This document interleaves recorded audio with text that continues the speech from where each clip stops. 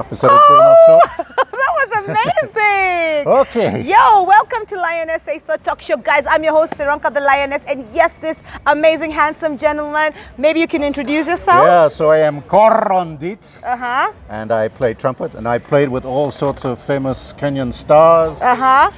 The old school, I actually recorded with the late great John Nzenze, the old twisty stuff. Uh-huh.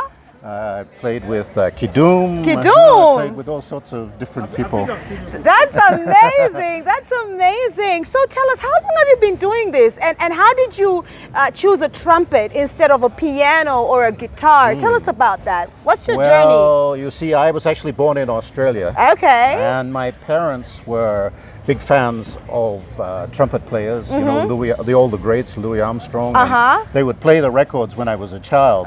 So I had always decided I wanted to play a trumpet. Okay. And then when I was 12, I saved up enough money to buy my own. Wow. And then I actually taught myself to play. Wow, that's myself to play. impressive. So I've been playing ever since. Yeah. But you know, the wonderful thing about Kenya is they're not stuck up like Americans and British people. So when there's a live band on stage, I just walk up and I start playing with them. Yeah. And everybody enjoys. You can't do that in America. You can't do that in the UK. You can only do that here in Kenya. Yeah. So tell us, is this what you do professionally, or do you just have another gig on the side? Well, I guess professionally in the sense that, yes, I often do get paid for playing. But I do it mostly for the joy of it. And, you know, my background really is IT, big data, data science. Okay. And right now, blockchain technology is what we're working on. So oh, wow. we're trying to transform how transactions work in this economy. Yeah. Because one of our big challenges in Kenya, you weren't expecting this in a music interview. But one of our big challenges in Kenya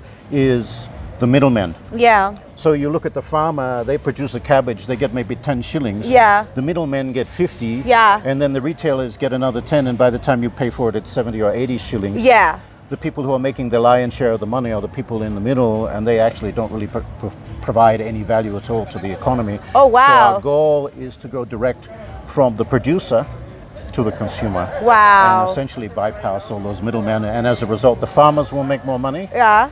And the consumers will pay less for the product. So you're doing a great job on just the whole thing, yeah? And then to add it all, he's a musician. So tell us, do you have any albums out there that you've recorded for yourself?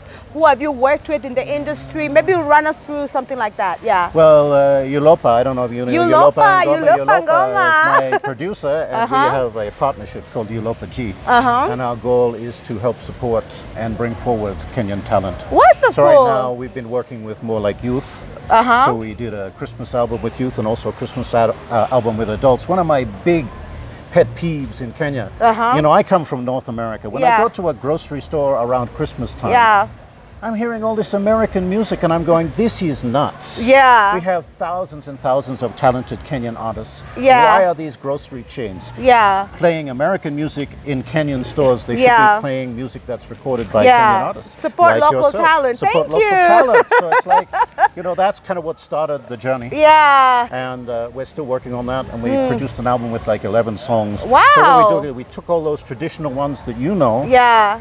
And we made them half English, half Swahili, and we put them to a Kenyan African beat rather than a traditional. So how long have you been here for?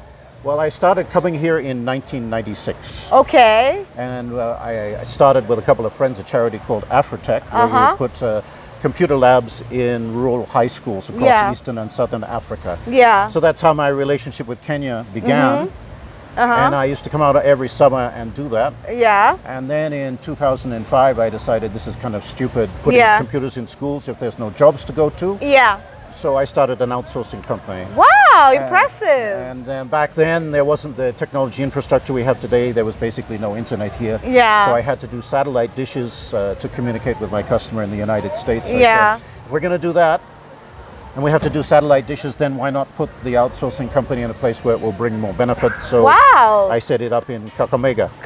Not in Nairobi. Yeah. So wow. Did that for a few years. Wow, that's amazing. So now you're fully settled here. This is home now. I'm married to a Kenyan. Oh, so wow, yeah. impressive.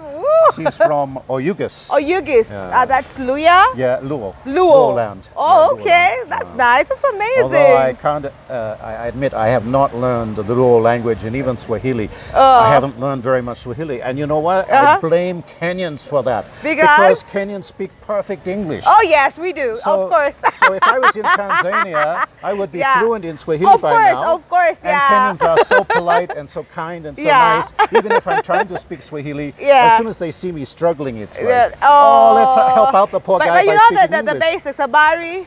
Yes, Habari, Mzuri sana, Nashukuru sana. Nashukuru sana. I like that one. Muzungu. Mzungu, yes. I know that one well.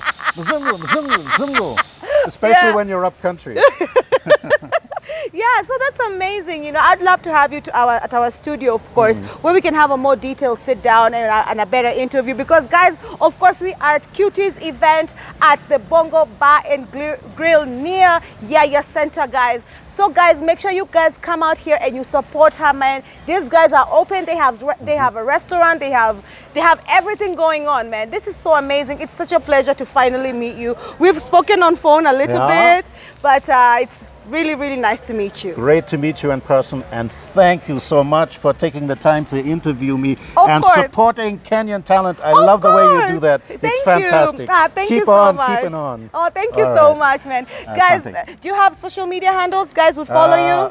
No, if they search for Corandit, they'll probably find me around somewhere. That's something you can help me with. Of course. You know, I'm an old guy. All this social media stuff to me is like, you know, it's foreign language. So. Definitely. We can work on something, of course. Get me my handles at Corandit. Corandit. I got you on that. Man, guys, this has been Lioness So Talk Show. And guys, yes, we are at Bongo Bar and Grill Red Carpet, and this is Cutie's event. I'm your host, Sironka the Lioness. Make sure you subscribe at Lioness So Talk Show. Right down here, man, hit the subscribe button and make sure you hit the notification bell. Follow us on all social media platforms at Lioness Empire Studios. Make sure, guys, you follow and you make sure you like pictures for every other guest that we have here, guys. Make sure you follow and support. Follow me on my personal handle, and which is also an artist handle. It's Sironka Lioness. Yes, the Lioness Simba. What? Let's tell them goodbye. Bye.